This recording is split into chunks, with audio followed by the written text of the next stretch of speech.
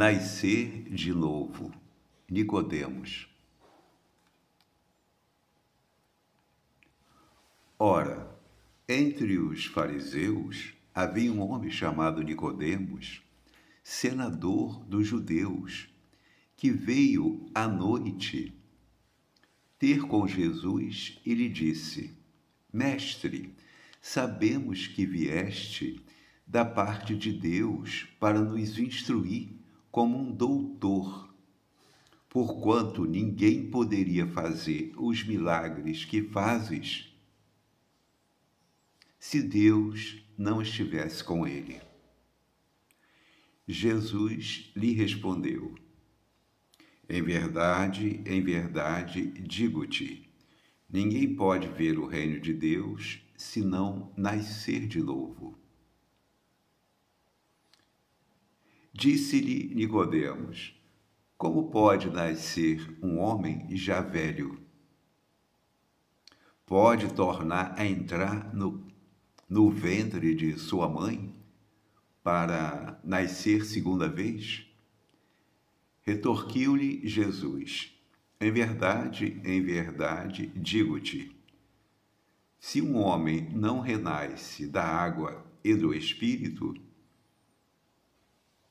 não pode entrar no reino de Deus. O que é nascido da carne é carne, e o que é nascido do Espírito é Espírito. Não te admires de eu te haja dito ser preciso que nasças de novo.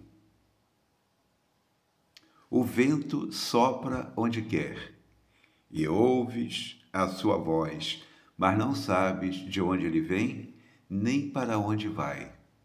O mesmo se dá com todo homem que é nascido do Espírito. Respondeu-lhe Nicodemos: como pode isso fazer-se?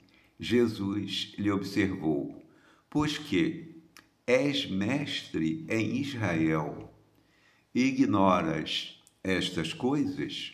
Digo-te em verdade que não dizemos senão o que sabemos, e que não damos testemunho senão do que temos visto.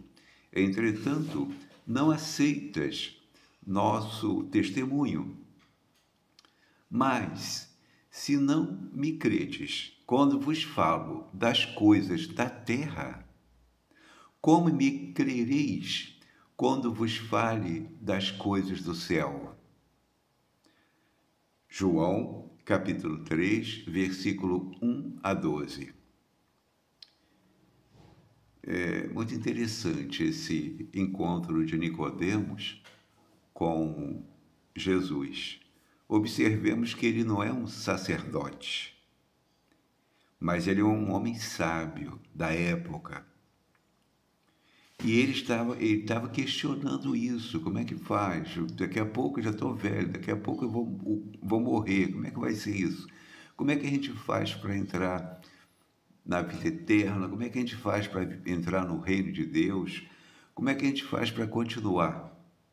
E Jesus fala para ele que é preciso nascer da água e do Espírito. Há quem torça isto criando o batismo na água. E há também quem diga que seria a renovação moral, espiritualmente falando. Mas nós sabemos que não é. Na verdade, não é. Nascer da água é nascer de novo. O feto fica numa bolsa líquida. O corpo tem mais de 65, 60, quase 70% de água. E a água é o elemento principal da vida aqui no planeta Terra. Sem água não há vida orgânica, em parte nenhuma, nem no reino vegetal, nem no reino animal, nem no reino hominal. Sem água não há vida, como nós conhecemos aqui. É um dos elementos químicos principais, um dos principais que sustentam a vida. E o Espírito é o Espírito. Mas como que Jesus iria falar para Nicodemos, explicar detalhes? Não podia. Mas Jesus também não deixa de falar que é preciso nascer da água e do Espírito, ou seja, é preciso nascer de novo, é preciso reencarnar para que haja progresso. E nós observamos que Nicodemos naturalmente não entendeu, mas nesses séculos todos isso ficou na obscuridade. Com a chegada do Espiritismo no século XIX, aí muda tudo, porque são os próprios espíritos cujos corpos já morreram que voltam e respondem a Allan Kardec mais de 1000 perguntas no Livro dos Espíritos. E depois, o Livro dos Médiuns, o Evangelho segundo o Espiritismo, o Céu e o Inferno, a Gênese. Allan Kardec vai nesse entrelaçamento com o mundo espiritual, tratando desse assunto também da reencarnação. E com Chico Xavier, no século XX, nós vamos ver, por meio da mediunidade do Chico Xavier, o espírito André Luiz vai falar com detalhes no livro Missionários da Luz sobre a reencarnação de Segismundo, que havia assassinado Adelino para ficar com Raquel, e que era sua noiva. E sofreram, o trio, né, sofreu mais ou menos 100 anos. 100 anos depois ele vai reencarnar. Aí o André Luiz começa a descrever como que se dá a reencarnação. Chega a falar do protótipo de corpos, que os engenheiros projetistas de corpos, mostrando na colônia Nosso Lar a Segismundo como seria o futuro corpo dele. Estava perfeito, só haveria um problema na válvula mitral, no coração, onde ele enfiou o punhal e matou Adelino. Aí seria uma situação irreversível.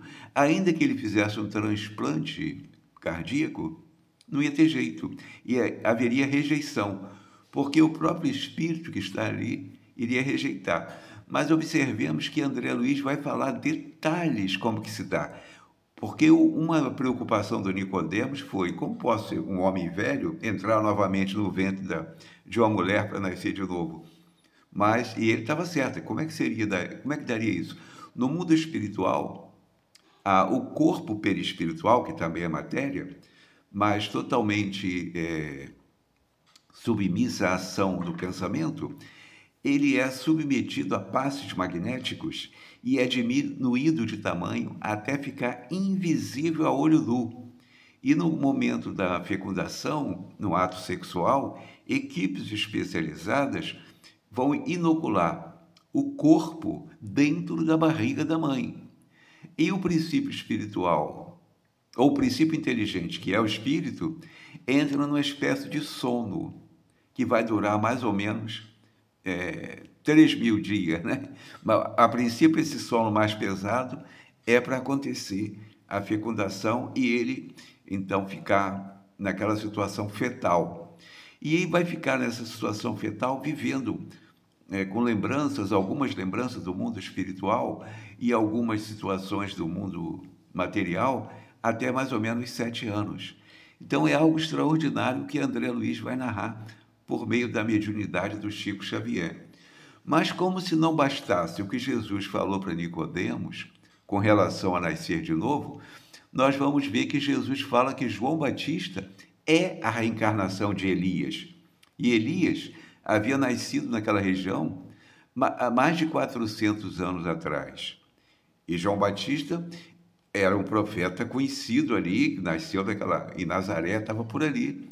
Inclusive chegou a batizar no Rio Jordão, para que se cumprisse a profecia de Isaías, né? Batizou o próprio Cristo. Bem, então a narrativa é mais ou menos assim.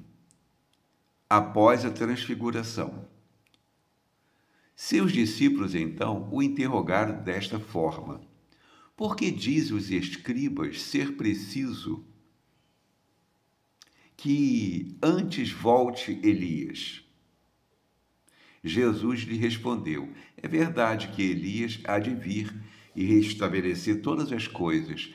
Mas eu vos declaro que Elias já veio, e eles não o conheceram, e o trataram como lhes aprouve. É assim que farão sofrer o Filho do Homem. Então seus discípulos compreenderam que fora de João Batista que ele falara. Está em Mateus capítulo 17, versículo 10 a 13. E Jesus está afirmando aqui que João Batista é a reencarnação de Elias. É Elias reencarnado. Então, algo extraordinário que nós vamos ver aqui. E há quem conteste isso, estudiosos, dizendo não, mas depois, na mesma transfiguração ali, Jesus tem um encontro com Moisés e Elias. E Pedro identifica Moisés e Elias. Exatamente. Porque o Espírito, quando alcança uma condição superior, que era o caso de Elias, e na última, como João Batista, ele pode escolher a forma perispiritual da encarnação que mais lhe interessa. Por exemplo, naquela última ali, João Batista, inclusive, perdeu a cabeça, não é? Não era bom se apresentar daquela maneira.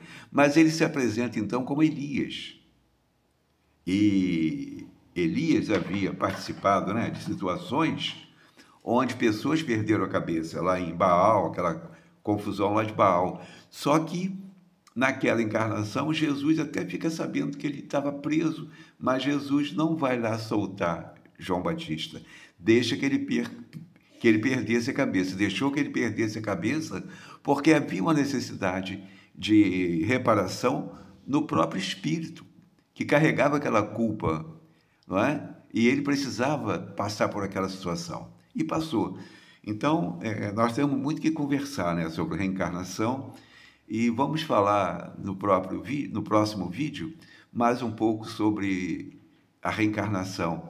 Inclusive, vamos falar de outros espíritos que sabemos que reencarnaram e contam a sua própria história.